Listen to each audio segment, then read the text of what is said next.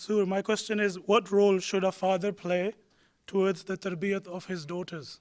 Daughters, the same role which you play to tarbiyat your son. So your question should be that what role a father should play to do tarbiyat of their children. So as I have already said, if parents discharge their duties of training their children from the very childhood, let them understand who they are, what the Muslims are, what the kalma is, and what are the blessings of Allah Ta'ala on us. How Allah Ta'ala has given us so many things in this world, and because of that, how we should be thankful to Allah Ta'ala, and also set your own example. If you are offering 5 daily prayers, they will see their father and mother are offering 5 daily prayers.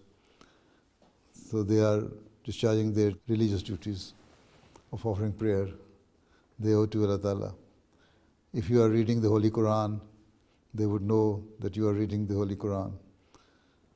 Also, when they start learning, teach them simple prayers, simple surahs of the Holy Quran, and let them understand what Allah Ta'ala is.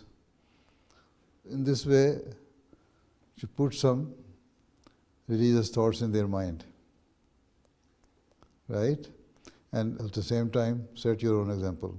When they see my father and mother are praying, and my father and mother are reading the Holy Quran daily, my father and mother, they have good relations, they respect each other, the way they talk is very pious and morally good, and I've never seen my father shouting on my mother or abusing me.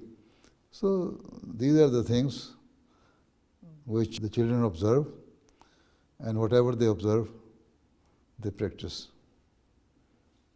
ठीक है? They are very sharp. They are observing each and every action of yours.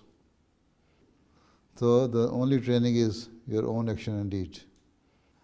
ये नहीं है कि उनको कहो तुम ये करो and you are not doing that thing. ठीक? जी सर. चलो फिर, अल्लाह हाफिज़.